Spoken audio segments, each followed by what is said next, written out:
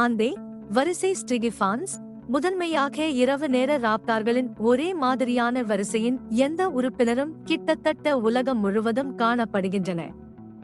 அதீனாவின் பறவை நடைமுறை காரணத்தின் கிரேக்க தெய்வம் சிறிய ஆந்தை ஆதீன் நோக்சுவா. ஆந்தைகள் புத்திசாலித்தனத்தின் அடையாளமாக மாறியது, ஏனெனில் அவை நிகழ்வுகளை முன்னறிவிப்பதாக கருதப்பட்டது. மறுபுறம் அவற்றின் இரவு நேர இருப்பு மற்றும் அச்சுறுத்தும் கூச்சல் ஒலிகள் காரணமாக ஆந்தைகள் அமானுஷ்ய மற்றும் பிற உலகத்துடன் தொடர்புடைய அடையாளங்களாகவும் உள்ளன. அவர்களின் இரகசிய பழக்க வழக்கங்கள், அமைதியான விமானம் மற்றும் பேய் அழைப்புகள் அவர்களை மூடநம்பிக்கையின் பொருள்களாகவும் உலகின் பல பகுதிகளில் பயமாகவும் ஆக்கியுள்ளன. இடைக்காலத்தில் சிறிய ஆந்தை கிறிஸ்துவின் வருகைக்கு முன் இருளின் சின்னமாக பயன்படுத்தப்பட்டது, மேலும் நீட்டிப்பதன் மூலம் இந்த இருளில் வசிக்கும் ஒரு அவிசுவாசியின் அடையாளமாக இது பயன்படுத்தப்பட்டது. இதேபோல் கொட்டகை ஆந்தை டைட்டோ ஆல்பா தீய சகுனத்தின் பறவையாக பார்க்கப்பட்டது, பின்னர் அது அவமானத்தின் அடையாளமாக மாறியது. ஆந்தைகளை பற்றிய அறிவியல் ஆய்வு அவற்றின் அமைதியான இரவு நேர செயல்பாடு காரணமாக கடினமாக உள்ளது. இதன் விளைவாக பல உயிரினங்களின் சூழலியல், நடத்தை மற்றும் வகைபிரித்தல் ஆகியவை சரியாக புரிந்து. ஆந்தைகளின் அளவு வரம்பு அவற்றின் நாள் சுறுசுறுப்பான சகாக்களான பருந்துகள் சுமார் 13 முதல் 70 வரை சென்டிமீட்டர், 5 முதல் 28 வரை அங்குலம் நீளமும், இறக்கைகள் 0-3-2 மீட்டர்கள் 1-6 அடி வரையிலும் இருக்கும். பெரும்பாலான ஆந்தை இனங்கள் அளவு வரம்பின் கீழ் இறுதியில் உள்ளன. ஆந்தைகள் வெளிப்படையாக விலங்குகளுக்கு மட்டுமே உணவளிக்கின்றன. கொறித்துண்ணிகள் மிகவும் பொதுவான இரையாகும், இருப்பினும் சிறிய இனங்கள் பூச்சிகளை சாப்பிடுகின்றன.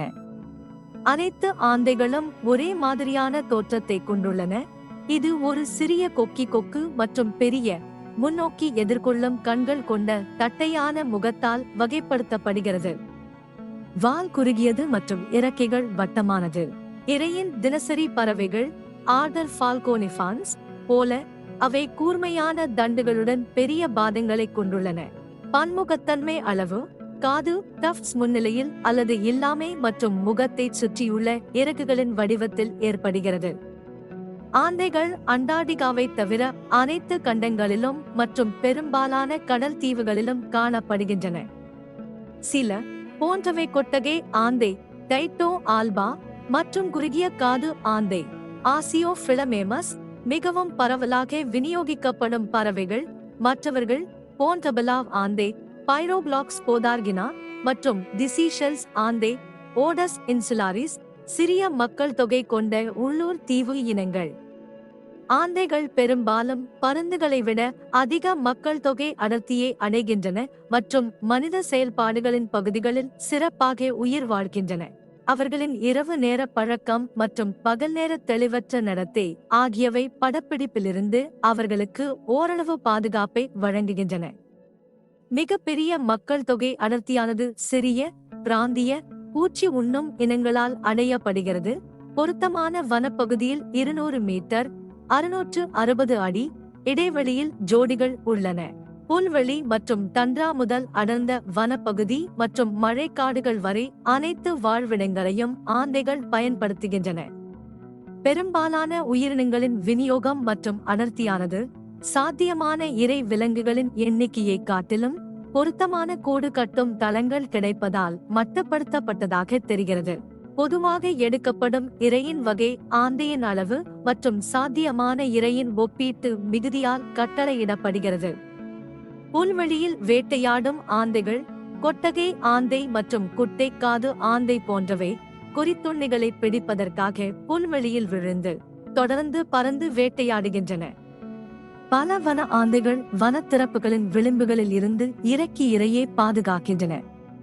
தென்கிழக்கு ஆசிய பருந்து ஆந்தை நீனோக்ஸ் ஸ்கியூச்சுலாட்டா பறக்கும் பூச்சிகளை எடுக்க ஒரு பெர்ச்சில் இருந்து சல்லிகள்.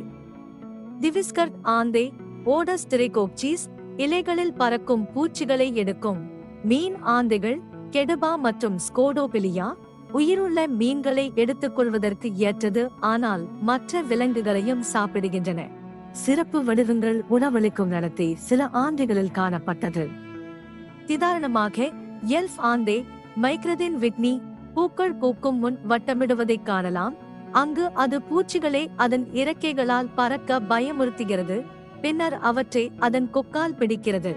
ஏவலைகுடா ஆந்தை போடிலஸ் பாடியஸ் அந்தி சாயம் நேரத்தில் வௌவால்களை பிடிக்க ஒரு குகைக்குள் தன்னை நிலைநிறுத்தியதாக ஆவணப்படுத்தப்பட்டுள்ளது. பலவகையான ஆந்தைகள் ஒரு இரை இனம் விதிவிலக்காக ஏராளமாக இருக்கும்போது அதை சார்ந்திருக்கும். இரை பொதுவாக முழுவதுமாக விழுங்கப்படுகிறது, மேலும் இறகுகள், ரோமங்கள் மற்றும் எலும்புகள் போன்ற ஜீரணிக்க முடியாத பொருட்கள் ஒரு கச்சிதமான துகள்களின் வடிவில் மீண்டும் தூண்டப்பட்டது. ஆந்தைகளுக்கு ஒலி முக்கியமானது, குறிப்பாக உள்ளே இனச்சேர்க்கை மற்றும் பிராந்திய பாதுகாப்பு. உருமறைப்பு, பகல் நேர அசைவின்மை மற்றும் அமைதியான விமானம் ஆகியவை இணைந்து ஆந்தைகள் ஒன்றையொன்று பார்ப்பது கடினம். அதேபோல் இயற்கை எதிரிகள் மற்றும் மனித பார்வையாளர்கள் அவற்றை பார்ப்பது கடினம். வழக்கமான ஆந்தை ஒலிகளில் பில்லின் ஸ்னாப்கள், பறக்கும்போது இறக்கைகளின் கைதட்டல்கள் மற்றும் பல்வேறு குரல்கள், ஒவ்வொரு இனத்திற்கும் தனித்துவமான சுருதிகள், டிம்பர்கள் மற்றும் தாளங்களுடன். சுருதி பாலனங்களுக்கு இடையே வேறுபடுகிறது. பெண் உயர்வானது. சில பறவைகளின் குரல்களை காட்டிலும் குறைவான மெல்லிசையாக இருந்தாலும் பல ஆந்தைகளின் குரல்கள் உயிரியல் அர்த்தத்தில் பாடல்கள் மற்றும் மனித காதுக்கு இசையாக கூட இருக்கலாம். சில பெரிய இனங்களில் உள்ள ஆழமான சத்தங்கள் முதல் பல சிறிய ஆந்தைகளில் சிர்ப்ஸ், விசில் அல்லது வார்ப்லிங் வரை பாடல் மாறுபடும். போது நெஸ்லிங்ஸ் புதைக்கும் ஆந்தைகள் ஸ்பியோனேட்டோ குனிகுலாரியா அச்சுறுத்தப்படுகின்றன.